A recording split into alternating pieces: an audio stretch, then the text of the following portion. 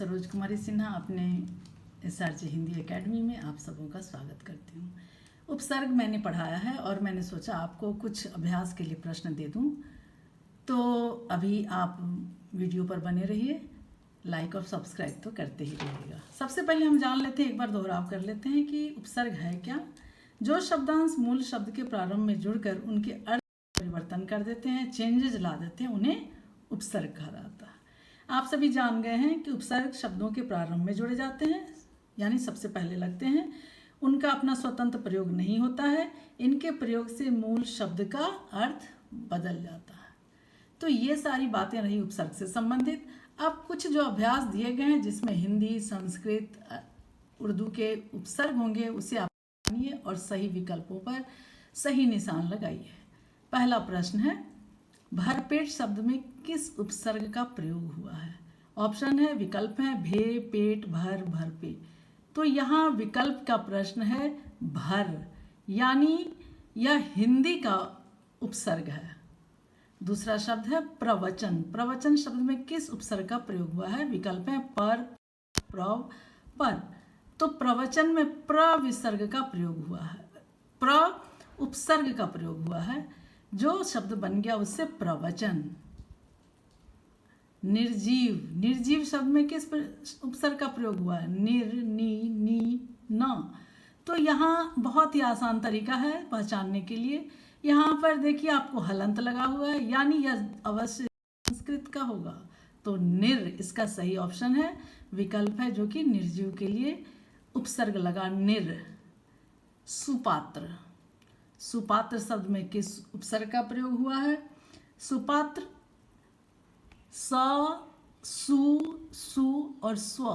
तो सुपात्र में सु दंत सहरस्वकार, यानी यह हिंदी का है, यह हिंदी का उपसर्ग है, जो कि यह परीक्षा में पूछ सकता है। ये इस तरह से भी सवाल कि सुपात्र हिंदी, संस्कृत, अरबी किस तरह के शब्दों का उपसर्गों का प्रयोग हुआ है। पांचवा शब्द है बाकायदा। बाकायदा शब्द में किस उपसर्ग का प्रयोग हुआ है। बहुत ही आसान है, क्योंकि उच्चारण से ही प्रतीत हो रहा है कि बाकायदा, यह जरूर उर्दू की बात होगी।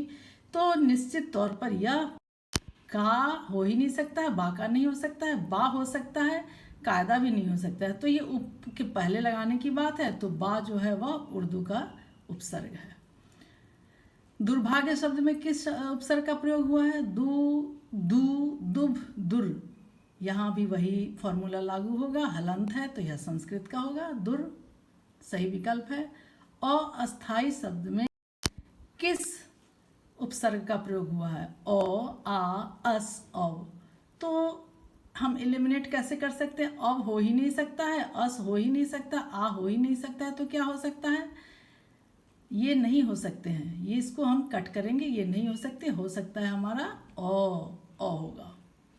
संपूर्ण शब्द में किस उपसर्ग का प्रयोग हुआ है। हम एलिमिनेट कैसे कर सकते हैं, छांटना। सन उच्चारण में नहीं आ रहा है तो यह भी नहीं होगा। सम यह भी उच्चारण में नहीं आ रहा है तो यह भी उपसर्ग नहीं होगा। स्म यह भी उच्चारण में नहीं प्रतीत हो रहा है कि सही है। तो सम, समजुरपूर्ण या यौगिक शब्द का प्रयोग जैसा दिखाई दे रहा है, तो एकदम हम कंफर्म हो जाएंगे कि यह संस्कृत का उपसर्ग है, जो सम है, हलंत तो है ही। उत्थान शब्द में किस उपसर्ग का प्रयोग हुआ है। उत, उत, उत्थान। तो हम छांटने के लिए क्या करेंगे। उत सही नहीं लग रहा है, उत उच्चारण में गलत प्रतीत हो रहा है, उत थोड़ा यह ठीक लग रहा है, पर थान तो बिल्कुल ही नहीं होगा। तो 3 छांटने के बाद हमें उत समझ में आया कि यह सही है, तो यह बिल्कुल ही सही है, जो कि संस्कृत का है, उत जोड़ थान, यौगिक शब्द, इसका छेद उत जोड़ थान। 10वां है, निराधार शब्द में किस उपसर्ग का प्रयोग हुआ है। देखिए ऑप्शन, विकल्प निर, नीरा, निरा, नी। तो नि भी नहीं हो सकता, निरा भी नहीं होगा, नीरा भी नहीं होगा, निर होगा, क्योंकि यहाँ भी हलंत का प्रयोग हुआ है, इसीलिए यह ऑप्शन संस्कृत का उपसर्ग है, यह सही होगा। आगमन, आगमन शब्द में किस उपसर्ग का प्रयोग हुआ। अ नहीं होगा, आ होगा, बिल्कुल लग रहा है, पहले ही पता चल गया आ होगा। तो आगमन शब्द संस्कृत का है, जो कि उपसर्ग में आ में आया है, या इस आगमन में आ आया है। अगला सवाल देखती हूँ। परिपूर्ण शब्द में किस उपसर्ग का प्रयोग हुआ है? प्र, पर, परि और परी। तो परि, प्र तो हो ही नहीं सकता है, पर हो ही नहीं सकता है, परि हो सकता है, क्योंकि इन शब्द में, इस शब्द में देखिए परि शब्द दिखाई दे रहा है। तो निश्चित तौर पर यह ग विकल्प जो है वही सही होगा, जो कि संस्कृत का है। उपमंत्री, उपमंत्री शब्द में किस शब्द का प्रयोग हुआ है? उपमंत्री में देखिए यह भी उप जो है वह संस्कृत का शब्द है, जहां हमारा ऑप्शन है उप, उ, अप, अ। तो यहां सही विकल्प होगा उप, क। दुर्जन शब्द में किस उपसर्ग का प्रयोग हुआ है? दू, दु, दुर और दू। तो ये तो तीनों छट जाएंगे। दू के लिए कंफ्यूजन हो सकता है आपको, दू और दुर में। तो दुब नहीं हो सकता है और दुब नहीं होगा।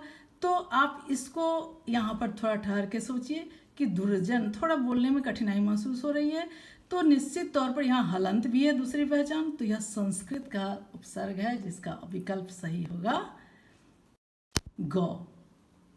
15वां है निधरक शब्द में किस उपसर्ग का प्रयोग हुआ है?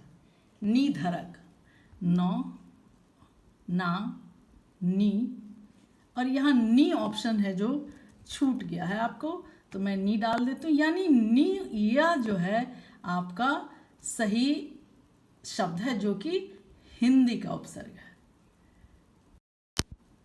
आशा है आपको यह वीडियो अच्छा लगा होगा। कमेंट बॉक्स में कमेंट डालिए। तब तक के लिए धन्यवाद।